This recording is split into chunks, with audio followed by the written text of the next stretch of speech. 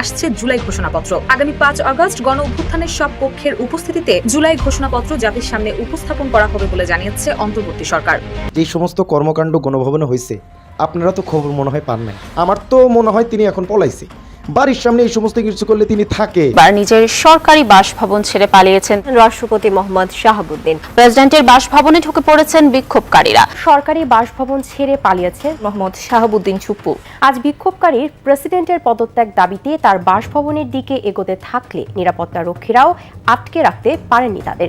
গণবিক্ষোভের মুখে বাসভবন ছেড়ে পালিয়েছেন মোহাম্মদ শাহাবুদ্দিন চুপ্পু। প্রেসিডেন্টের ভবনে ঢুকে পড়েছে বিক্ষুব্ধ জনতা।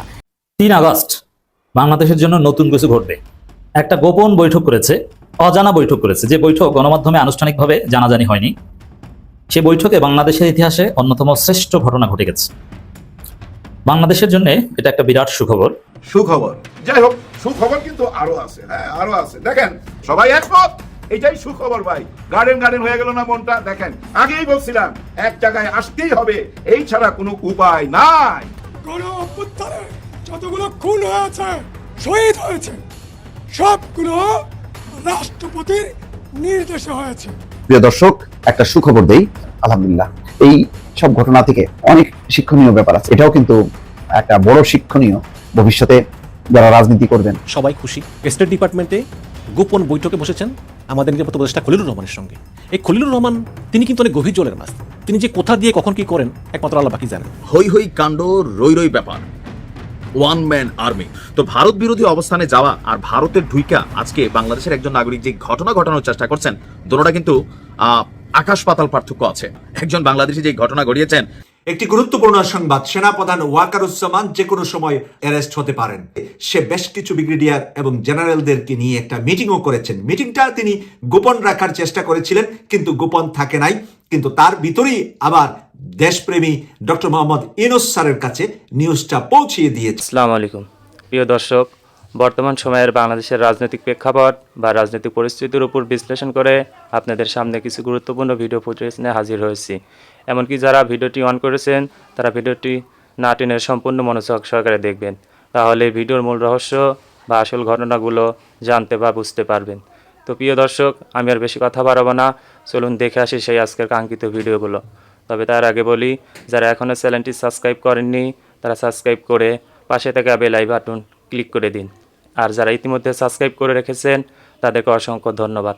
তো চলুন দর্শক, একটা লাইক দিয়ে আমরা ধারাবাহিকভাবে সকল ভিডিওর বিস্তারিত আলোচনা দেখে আসি।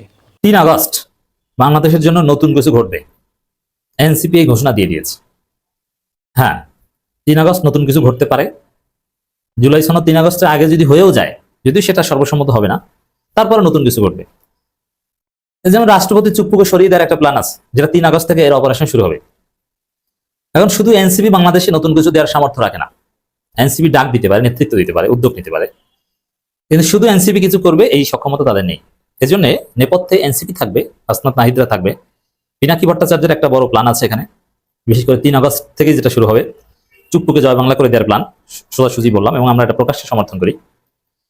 এবং জামাত শিবির অপ্রকাশ্যে হলেও এখানে ভূমিকা রাখবে। দেখেন, এই শিবিরের সাথে নাহিদের যতই দ্বন্দ্ব হোক, 3 আগস্ট নাহিদদের কিছু উদ্যোগ এবং সেটা যদি রাজপথেই লং লাস্ট করে, জামাত শিবির লোকবল, টাকা পয়সা, পানি, নানান কিছু সাপ্লাই দিবেই। শিবিরের সাথে নাহিদদের যে বিষয় দ্বন্দ্ব হবে ওটা ডাকসু ভিপি পদ নিয়ে, কিন্তু জাতীয় রাজনীতির বাস্তবতায় জামাত শিবির এনসিপি কে লোক সাপ্লাই দিবেই। জামাতকে সকাল সন্ধ্যা ওজিফা করে গালি দিলেও লোক সাপ্লাই দিবে। এনসিপির কিছু কিছু এজেন্ডা জামাতের জন্য ওয়াজিব। আসলেই 3 আগস্ট বাংলাদেশে কিছু ঘটবে যেটা হয়তো অকল্পনীয় অনেকের জন্য, আনএক্সপেক্টেড। এই যে নানান রিপোর্ট দেখেন, এসবির রিপোর্ট, সেনাবাহিনীর সতর্কবার্তা, প্রেস সচিবদের বক্তব্য যে আগামী 5-6টা দিন খুব গুরুত্বপূর্ণ, অতি গুরুত্বপূর্ণ। আবার কেউ কেউ বলছেন পরাজিত শক্তি এই করতে পারে, সেই করতে পারে। না, এখানে পরাজিত শক্তি কিছু করবে বিষয়টা এরকম নয়। বিপ্লবীরাই 3 আগস্ট নতুন কিছু উপহার দিবে। কয়েক গোষ্ঠী মিলে, চরমনাই এখানে থাকবে, চরমনাই একটা কন্ট্রিবিউশন থাকবে। জামাতেরটা ইনভিজিবল সম্ভব, কিন্তু চরমনাইটা আবার ভিজিবল হয়। 3 আগস্ট যা ঘটবে আমরা তার প্রতি পূর্ণ সমর্থন জ্ঞাপন করছি, এনসিপি নেতৃত্বেই ঘটবে। এটা কিভাবে ঘটবে বলে দিই। ওই আওয়ামী লীগ নিষিদ্ধ যেভাবে হয়েছিল, হাসনাত আব্দুল্লাহ ডাক দিয়েছিল, সাথে শরীফ ওসমান হাদিরা ছিল, ইনকিলাব মঞ্চ ছিল, সবাই এসেছিল, বিএনপি বাদে সব দল এসেছে, আলেম ওলামারা এসেছিল, কাজী ইব্রাহিমরা এসেছে, আমি গিয়েছিলাম, এরপরে আওয়ামী লীগ নিষিদ্ধ হয়েছে। ওরকম উদ্যোগটা নিবে হয়তো বা ইনকলাব মঞ্চ, এনসিপি, এরা প্রথমে শহীদ মিনারে আসবে, সেখান থেকে কোনো ঘোষণা আসবে, তো ওটাই বিভিন্ন জায়গায় ছড়িয়ে ছিটিয়ে পড়বে। সব দল এক পর্যায়ে, বিএনপি বাদে সব দল কোনো না কোনোভাবে সহায়তা করবে। রাষ্ট্রপতি চুপ জয় বাংলা থেকে শুরু করে আরো অনেক দাবি আদায় হবে। তখন বিএনপি, জামাত, এনসিপি একটা গোপন বৈঠক করেছে, অজানা বৈঠক করেছে, যে বৈঠক গণমাধ্যমে আনুষ্ঠানিকভাবে জানাজানি হয়নি। সে বৈঠকে বাংলাদেশের ইতিহাসে অন্যতম শ্রেষ্ঠ ঘটনা ঘটে গেছে। বাংলাদেশের জন্য এটা একটা বিরাট সুখবর। ওই বৈঠকেই মূলত কনসেনসাস হয়েছে যে না, জুলাই ঘোষণাপত্র হবে 5 আগস্ট বিকেলের দিকে সরকারিভাবে সব দলের উপস্থিতিতে জুলাই ঘোষণাপত্র ডিক্লেয়ার করা হবে। সাধারণত কোনো বৈঠক যদি হয়, আগে সাংবাদিকদের জানানো হয়, বৈঠকে ঢোকার সময় নেতাদের ছবি তোলা হয়, বের হওয়ার পর প্রেসের সাথে কথা বলেন, কিন্তু না, যে বৈঠকের কথা বলছি সেখানে এরকম কোনো কথা হয়নি, জানাজানি হয়নি, মানে বৈঠকটা ছিল অজানা। কোনো গণমাধ্যমে ফরমালি বৈঠকের আগের পরের কোনো খবর আসেনি। পিনাকি ভট্টাচার্য একটা ফেসবুক পোস্টের মাধ্যমে জানিয়েছেন, আমি প্রথমে আপনাদেরকে এটা জানিয়ে দিচ্ছি। দর্শক, জুলাই ঘোষণাপত্র চূড়ান্ত হয়েছে। এখন জুলাই ঘোষণাপত্র চূড়ান্ত হয়েছে, বিএনপি, জামাত, এনসিপি সবাই একমত হয়েছে, সরকার একমত হয়েছে, দিন ক্ষণ টাইম ঠিক করা হয়েছে যে অমুক সময় অমুক জায়গায় অমুক অমুকের উপস্থিতিতে ঘোষণা করা হবে, সব ঠিক আছে। এবং সবচেয়ে বড় তাৎপর্য, বাংলাদেশ থেকে আওয়ামী লীগ আউট। এই ঘোষণাপত্র এবং এই সনদের পর আওয়ামী লীগ বাংলাদেশে কোনোভাবে রাজনীতি করতে পারবে না। তাতে যদি আওয়ামী লীগের উপর নিষেধাজ্ঞা প্রত্যাহার করা হয়, সাপোজ আওয়ামী লীগ বৈধ দল, নিষেধাজ্ঞা প্রত্যাহার, তারপরে আওয়ামী লীগের রাজনীতি থাকে না, আওয়ামী লীগ বাংলাদেশে স্থায়ী ভিলেন হয়ে গেল। অতএব এই জায়গায় আওয়ামী লীগের রাজনীতিতে স্থায়ী ব্রেক মারা হলো। আর স্বাভাবিকভাবে সরকার যদি নির্বাহী আদেশে যে আওয়ামী লীগ নিষেধাজ্ঞা, আওয়ামী লীগের উপর যে নিষেধাজ্ঞা, ছাত্রলীগ, আওয়ামী লীগ বা এর অঙ্গ সংগঠনগুলোর সাময়িক ইন্টারিম যে নিষেধাজ্ঞা, এটা যদি উঠিয়ে নেয় বিদেশি চাপে, যে কেউ যে কোনো সময় রিট করবে বা মামলা করবে, যার ফলে এই ঘোষণাপত্র এবং এই সনদের জোরে কোর্ট নিশ্চিতভাবে সিদ্ধান্ত দেবে যে না, আওয়ামী লীগের রাজনীতির সুযোগ নেই। শিয়ালের কাছে মুরগি বর্গা দেওয়া যাবে না। নাহিদ ইসলাম আজকে বলেছে যে এই সরকারি জুলাই সনদ বাস্তবায়ন করে যেতে হবে। এখন কেউ যদি প্রশ্ন করে যদি চলে যা তাহলে কি করবে, আমার কাছে উত্তর হলো তাহলে হাত পা বেঁধে রেখে দেব। এই সরকারকে হাত পা বেঁধে রেখে দেব। এই কারণে বলছি হাত পা বেঁধে রেখে দেব যে আমার মায়ের হাতের সুন্দর সুন্দর খাবার রান্না করা খাবেন, আর আমার ভাইয়ের বিচার করবেন না, আমার ভাইদের রক্তের বদলা আপনারা নিবেন না, আর এই গরম গরম রোস্ট পোলাও খাওয়ার সুযোগ আমরা করে দেব। এই জন্য আমরা বিজয় আনি নাই।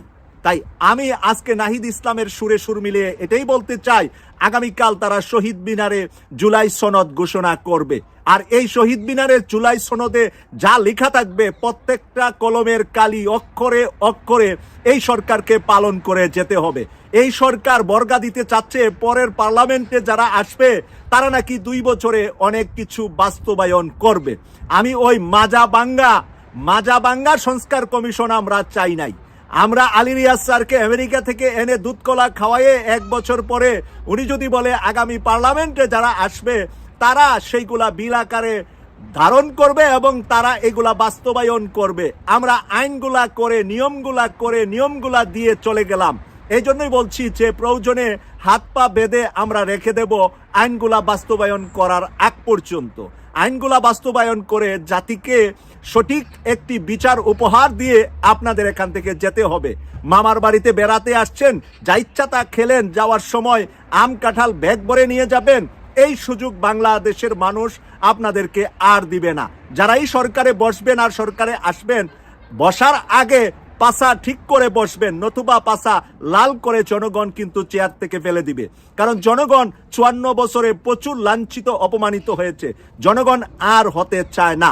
আপনারা যারা বসেছেন এখন, যারা দায়িত্ব নিয়েছেন এখন, দায়িত্বটা স্বৈরাচার শেখ হাসিনার লেসপেন্সার অন্তত টপ লেভেলের 100 জনকে ঝুলাইয়া আপনাদের বিদায় নিতে হবে।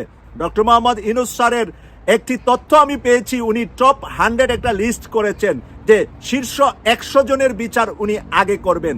আমরা সেই 100 জনের বিচার খালি কাগজে কলমে আদালতে পর্যন্ত চাই না, আমরা এই বিচারের বাস্তবায়নটা দেখতে চাই এই ডিসেম্বর 2025-এর মধ্যে।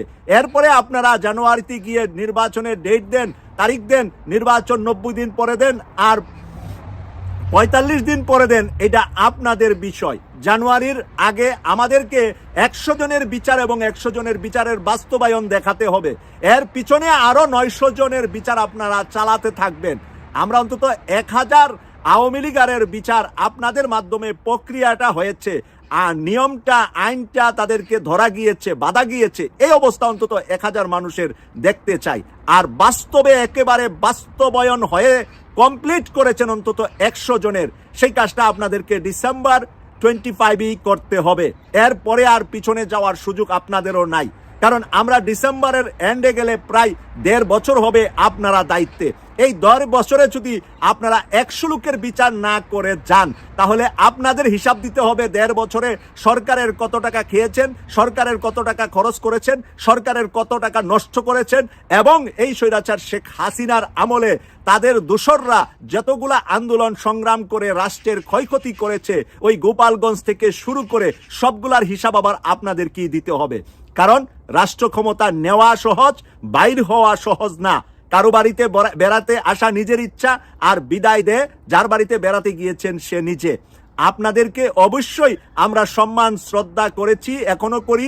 আগামী 5 তারিখে সরকার ডিক্লার দিবে জুলাই ঘোষণাপত্র। সরকার বলছে আমরা দেখতে চাই যে আগামীকাল রাত পুহালে শহীদ মিনারে আগামীকাল 3 তারিখে নাহিদ এনসিপির নেতৃত্বে যে ঘোষণাটা দিবে, এই ঘোষণাটা বাংলাদেশের আপামর জনতার মনের কথা হবে। আপামর জনতার বক্তব্যটা নাহিদ দিবে, এবং সেই বক্তব্যের বাস্তবায়ন 5 তারিখে যদি সরকার ওয়াদা দেয় এবং সময়সীমা তারা যদি জানিয়ে দেয়, আমরা সরকারকে ওয়েলকাম জানাবো। 5 তারিখের পরে আপনাদের প্রত্যেকটা কার্যক্রমে ওই বিড়ালের ভূমিকা দেখতে চাই না, আমরা বাঘের ভূমিকা দেখতে চাই। প্রিয় দর্শক, ভিডিওটি কেমন হয়েছে? ভিডিও সম্পর্কিত কোনো তথ্য বা মতামত থাকলে কমেন্টে জানিয়ে যাবেন। আজকের মতো নিউজটি এখানে শেষ করছি। ফিরে আসছি পরবর্তীতে অন্য কোনো নতুন টপিকস নিয়ে। সে পর্যন্ত ভালো থাকবেন। আল্লাহ হাফেজ।